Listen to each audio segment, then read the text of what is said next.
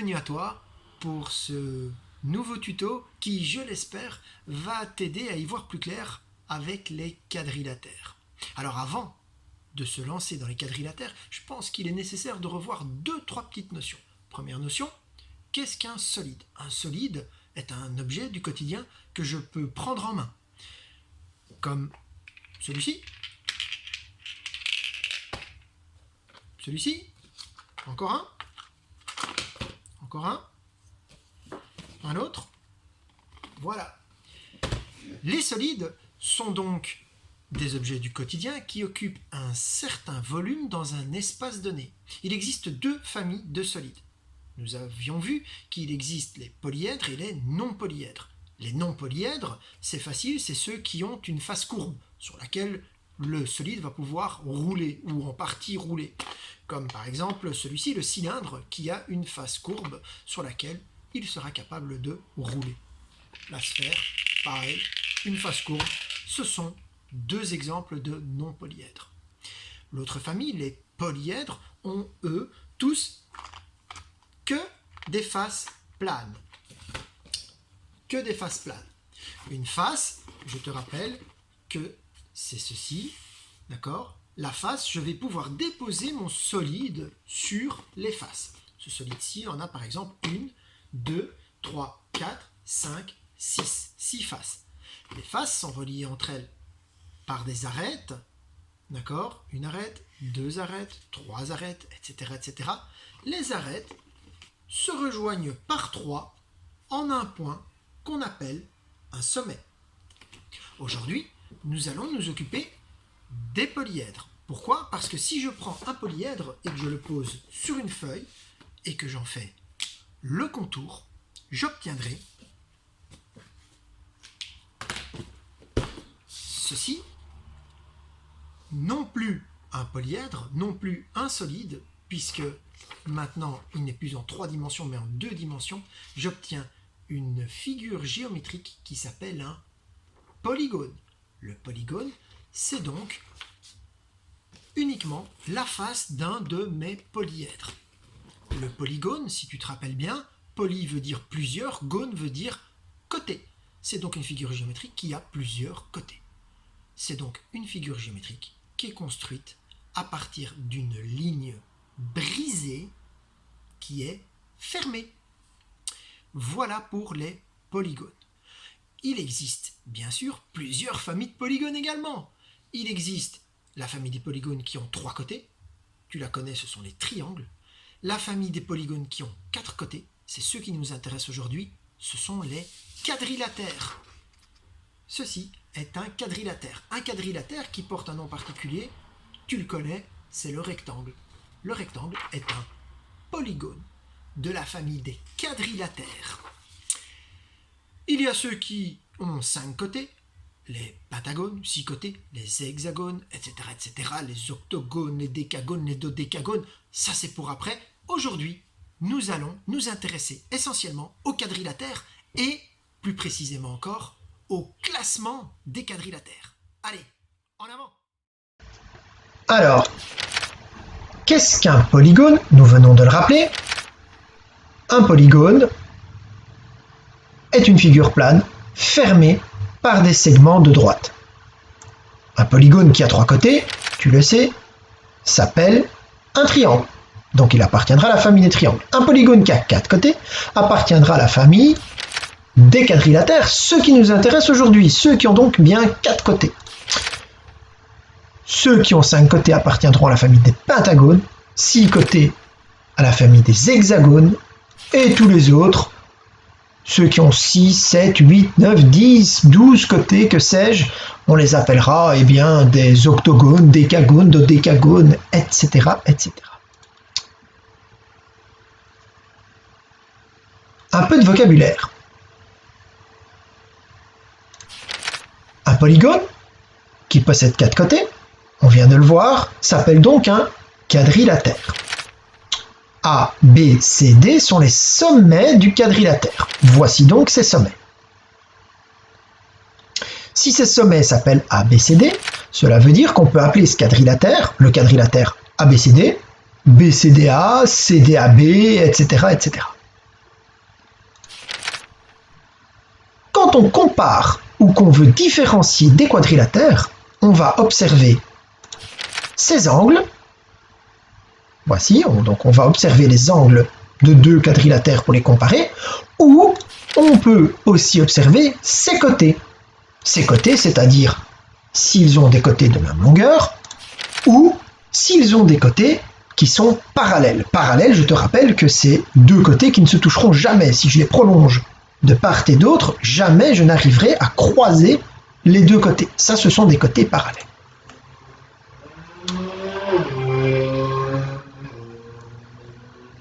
Observons quelques quadrilatères. Critère d'observation numéro 1, des quadrilatères qui ont une paire de côtés parallèles. Voilà, apparaissent en bleu une paire de côtés parallèles chez chacun. Les quadrilatères qui ont une paire de côtés parallèles, on va les appeler des trapèzes.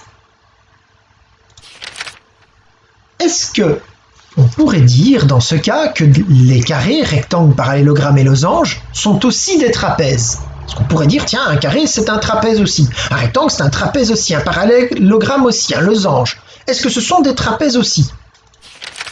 Alors, voici chaque fois une paire de côtés parallèles, et voici les autres côtés pour former, regardez en premier, un carré, un rectangle, un parallélogramme et un losange. Et si tu regardes bien, le carré a une paire de côtés parallèles. Oui, mais monsieur, il n'en a pas une, il en a deux. Oui, mais s'il a deux paires de côtés parallèles, ça veut dire qu'il en a bien au moins une. Et dès que j'ai une paire de côtés parallèles, je m'appelle trapèze. Cela veut dire que les formes qui sont ici au-dessus s'appellent des trapèzes, mais que le carré, le rectangle, le parallélogramme et le losange en sont aussi.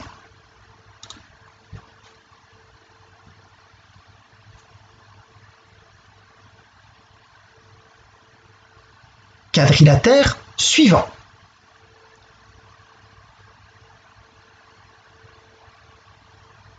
Critère d'observation numéro 2.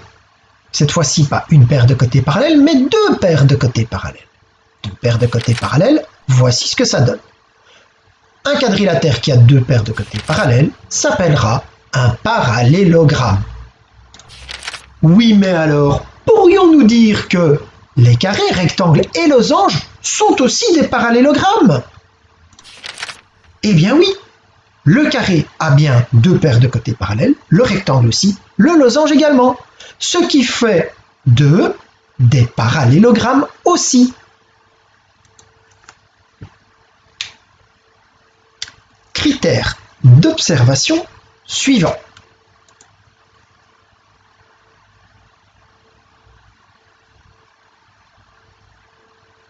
Nous avons observé ceux qui avaient une paire de côtés parallèles. Nous avons observé ceux maintenant qui avaient deux paires de côtés parallèles. Observons ceux qui ont deux paires de côtés parallèles et quatre angles droits. Si j'ai deux paires de côtés parallèles et quatre angles droits, je m'appelle, celui-là vous le connaissez bien, le rectangle.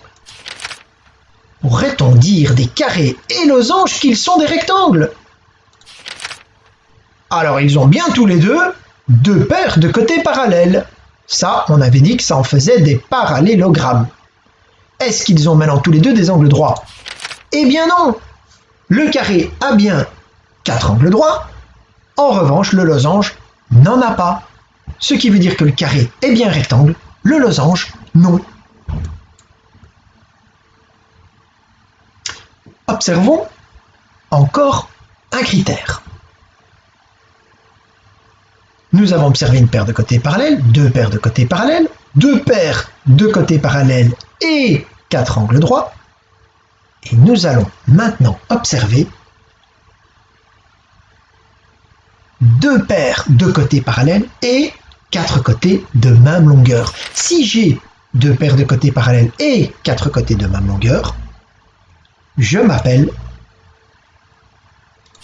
le losange. Pourrait-on dire dans ce cas que des carrés et rectangles sont aussi des losanges? Alors ils ont tous les deux paires de côtés parallèles, mais effectivement, le carré a bien 4 côtés de même longueur, le rectangle pas. Ce qui fait que le carré est bien un losange, alors que le rectangle n'en est pas un.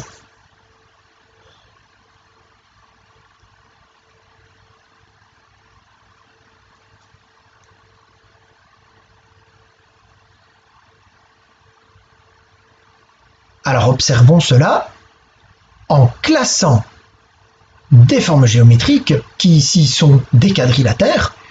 Nous allons les classer dans des ensembles. L'ensemble le plus grand, qui a donc le moins de critères bien sûr, c'est le quadrilatère. Que me faut-il pour être un quadrilatère? Il me faut juste 4 côtés. Puis, prenons donc les formes. Celui-ci, j'ai bien 4 côtés, c'est un quadrilatère, il peut rentrer. Un carré, 4 côtés, il peut rentrer. 4 côtés, il peut rentrer. J'ai bien 4 côtés, je peux le rentrer dans l'ensemble. J'ai bien 4 côtés, je le rentre dans l'ensemble. Ah, 3 côtés, il restera dehors, celui-là, ce n'est pas un quadrilatère. Ah, non, j'ai ici 6 côtés. 8 même, pardon, il est 8 côtés, il n'en a pas 4, il ne peut pas rentrer dans mon ensemble des quadrilatères. Celui-ci en a 5, il ne pourra pas rentrer non plus dans mes quadrilatères. Je continue à essayer d'avancer. Ensemble plus petit, donc ça veut dire un critère supplémentaire. Ils ont tous 4 côtés, ils sont rentrés dans l'ensemble des quadrilatères.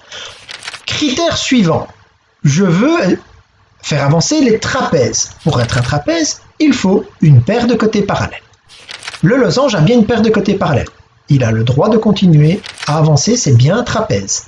Le rectangle a une paire de côtés parallèles, c'est bien un trapèze. Le carré a bien une paire de côtés parallèles, il peut avancer. Celui-ci, également une paire de côtés parallèles. Celui-ci aussi. Je vais continuer à avancer dans mes ensembles. Je vais rajouter un critère. Celui du parallélogramme.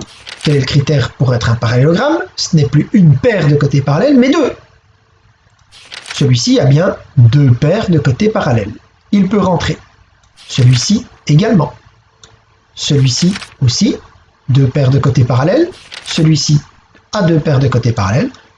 En revanche, celui-ci n'a qu'une paire de côtés parallèles. Celui-ci avec celui-ci. Les 2 côtés ici ne sont pas parallèles. Celui-ci est un trapèze et ne pourra pas aller plus loin. Critère suivant. Je rajoute un critère. Voici l'ensemble des losanges. Pour être un losange, je dois avoir un critère supplémentaire. En plus d'avoir 2 paires de côtés parallèles, puisque je suis un parallélogramme, je dois avoir également 4 côtés de même longueur. Ce qui veut dire que celui-ci n'a pas 4 côtés de même longueur, ne pourra pas aller dedans. Celui-ci, oui. Celui-ci n'a pas 4 côtés de même longueur, il devra rester ici aussi. Et celui-ci a 4 côtés de même longueur, il peut rentrer dans l'ensemble. Je change de critère. Au lieu d'utiliser 4 côtés de même longueur, je vais ici classer mes rectangles et je vais devoir trouver, pour être un rectangle, non seulement les 2 paires de côtés parallèles du parallélogramme, puisque dans l'ensemble, regardez le grand ensemble des parallélogrammes, il inclut, ça veut dire qu'il a à l'intérieur de lui l'ensemble des rectangles. Donc ça veut dire que tous ceux qui sont dedans sont des parallélogrammes, tous ceux qui sont ici. Ils ont 2 paires de côtés parallèles, mais pour être un rectangle, il faut également 4 angles droits. Celui-ci n'a pas 4 angles droits, il restera dans les parallélogrammes. Il ne peut plus avancer. Celui-ci a 4 angles droits. C'est donc un rectangle. Mais alors, quel est cet ensemble ici au milieu? L'ensemble ici au milieu, en fait, regroupe les caractères de l'ensemble rouge et les caractères de l'ensemble bleu. Ça veut dire que c'est une forme géométrique, une figure géométrique qui a non seulement les critères du parallélogramme, 2 paires de côtés parallèles, mais il a aussi 4 côtés de même longueur et 4 angles droits. Et cette forme-là s'appelle le carré. Le carré a donc 4 angles droits, 4 côtés de même longueur, 2 paires de côtés parallèles. Il sera situé entre le rectangle et le losange parce qu'en fait, il fait partie des 2 familles.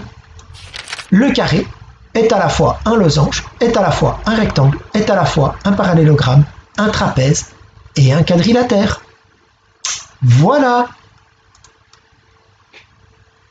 Alors c'est à toi maintenant. Ce que je te propose, c'est de mettre la page précédente en pause afin de redessiner les ensembles, mais tu les dessines vides. Lorsque tu as dessiné tous tes ensembles vides, je te propose de découper mon robot, toutes les formes de mon robot, et de les reclasser au bon endroit dans tes ensembles. Donc en fait, tu devras te retrouver avec une page comme celle-ci, où tu redessines un grand ensemble de quadrilatères, dedans un ensemble de trapèzes, dans l'ensemble des trapèzes, un ensemble des parallélogrammes, puis trois petits ensembles. Un ensemble losange, un ensemble rectangle, un ensemble carré, qui est vraiment l'intersection entre les deux. Puis tu découpes ton robot, toutes les formes de ton robot, et tu les mets au bon endroit dans les ensembles. Il me reste à te souhaiter beaucoup de courage, et je suis sûr d'avoir de merveilleuses choses comme d'habitude. Allez, à bientôt!